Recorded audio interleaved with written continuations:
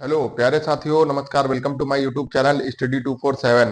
आज तारीख है 10 अक्टूबर। आज के कुछ महत्वपूर्ण जीके जीएस के क्वेश्चंस पर हम नजर रखते हैं, जो कि आपके एग्जाम एसएससी जीडी और आरआरबी एनटीपीसी के लिए बहुत ही ज्यादा महत्वपूर्ण रहेंगे। तो सबसे पहला क्वेश्चन है, मेदियट्टू नाटक कहाँ का है? तो मेदियट्टू नाटक कहाँ का है, तो सबसे पहले हम इसके बारे में जानते हैं। तो ये नाटक है हमारा केरल का नाटक है हमारा मेदियट्टू। इसे 2010 में यूनेस्को में शामिल किया गया था। 2010 में यूनेस्को ने इंटेंजिबल साइट में शामिल किया था। अमूर्त विरासत स्थल, इनहेरिटेज कल्चरल अमूर्त विरासत स्थल में इसे शामिल किया गया था 2010 में। तो मेदियट्टू नाटक कहाँ का है? ये केरल का है। तो अब जैसे पूछ ले कि भारत में कुल कितने आईसीएच हैं, यानी कुल कितनी अमूर्त विरासत स्थल हैं, तो कुल हैं 15। और 15वां कौन सा है? 15वां है हमारा गरबा। 15 कौन सा है? फिर 15वां है हमारा गरबा। और गरबा कहाँ का है? गरबा है गुजरात का।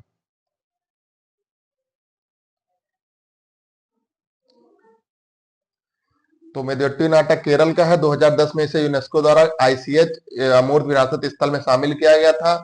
कुल हमारे भारत में अमूर्त विरासत स्थल है 15, और 15वां है गरबा गुजरात का।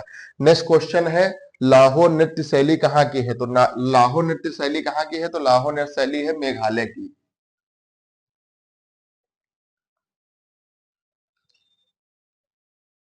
और मेघालय के और नृत्य कौन कौन से हैं? तो ये है बेहदीन खलम, बेहदीन खलम। फिर दूसरा है नौक क्रेम। नेक्स्ट है बेहदीन खलम, नौक क्रेन, फिर है बंगाला। बंगाला। तो लाहौर नृत्य शैली कहाँ की है? मेघालय की। तो लाहौर, बेहदीन खलम, नौक क्रेन, बंगाला, ये सब हमारे मेघालय की नृत्य शैलियां हैं। नेक्स्ट क्वेश्चन है, चिथिरई उत्सव कहाँ पर मनाया जाता है? तो चिथिरई उत्सव कहाँ पर मनाया जाता है? ये मनाया जाता है तमिलनाडु में। तमिलनाडु में चिथिरई उत्सव मनाया जाता है। तमिलनाडु के अन्य उत्सव कौन कौन से हैं? जल्लीकट्टू,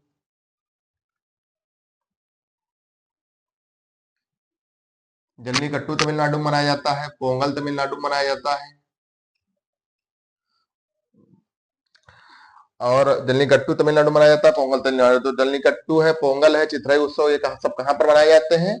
ये सब मनाए जाते हैं तमिलनाडु में। नेक्स्ट क्वेश्चन है, द इनहेरिटेंस ऑफ लॉस, ये किसकी बुक है? तो ये है किरण देसाई की बुक।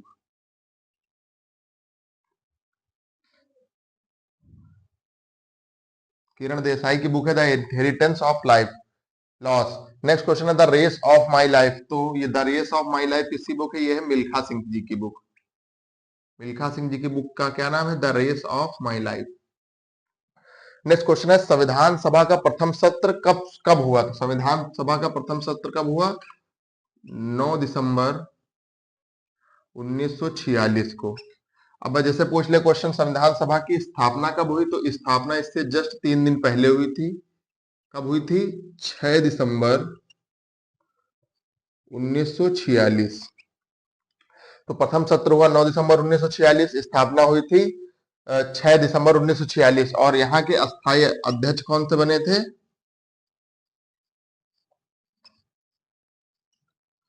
अध्यक्ष कौन थे? सच्चिदानंद सिन्हा जी।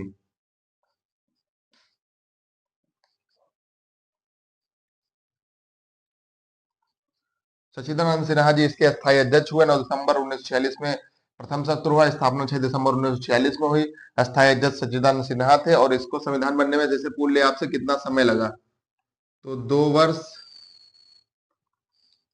11 माह 18 दिन का समय संविधान निर्माण में लगा था। नेक्स्ट क्वेश्चन देखते हैं, मानव का जीवाश्म प्रागैतिक साल में कहां से मिला? यानी मानव स्थित है, ये कहां पर मिला? कैसे पता चला कि मानव है? तो ये मिला है हथनौरा से। हथनौरा से मानव की खोपड़ी प्राप्त हुई, जो कि एमपी में है। हथनौरा से पता चला कि मानव का जीवन है।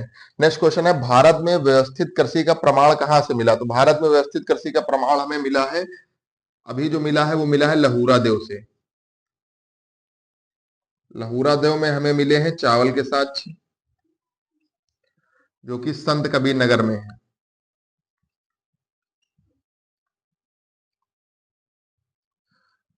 और पहले मिला था मेहरगढ़ से।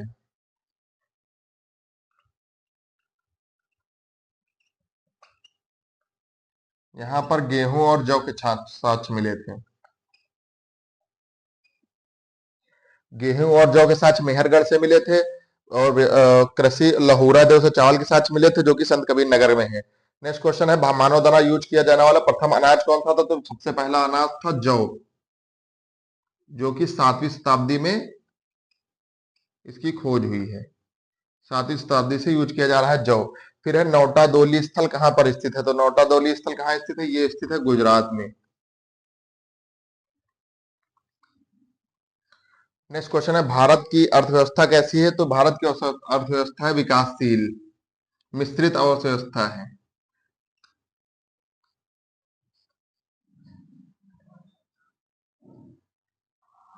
मिश्रित अर्थव्यवस्था है, मतलब पब्लिक और प्राइवेट दोनों सेक्टर हैं।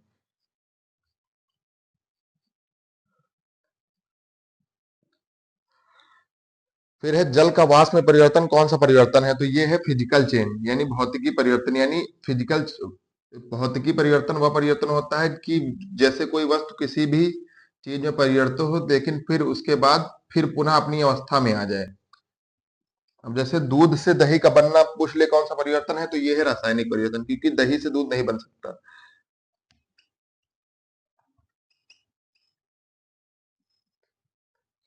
ये हमारा